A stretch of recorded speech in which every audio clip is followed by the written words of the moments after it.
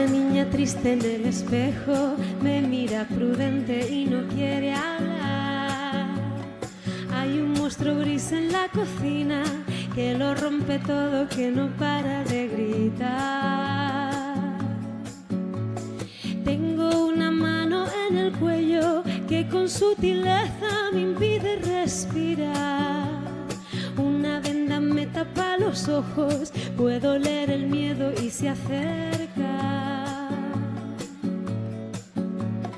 Tengo un nudo en las cuerdas que ensucian mi voz al cantar.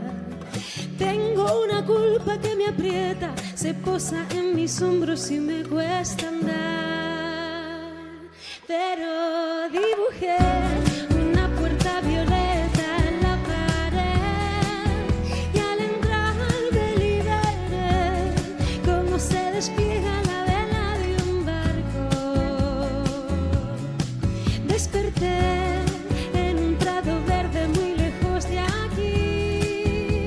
Corrí, grité, reí, sé lo que no quiero, ahora estoy a salvo. Una flor que se marchita, un árbol que no crece porque no es su lugar.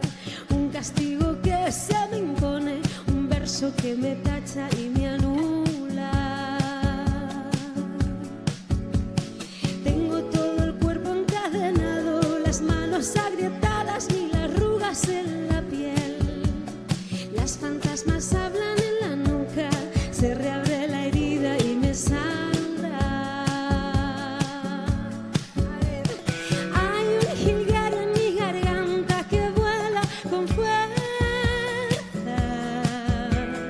Tengo la necesidad de girar la llave y no mirar atrás.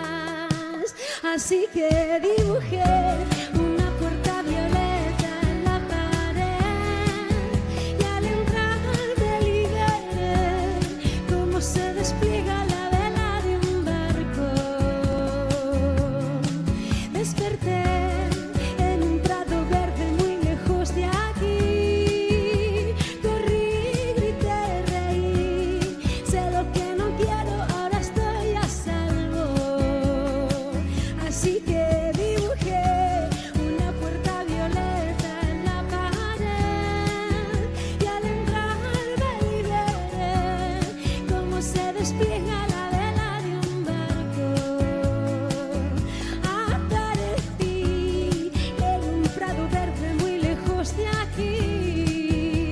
Corrí, grité, reí, sé lo que no quiero, ahora estoy a salvo. Así sí. Muchísimas gracias.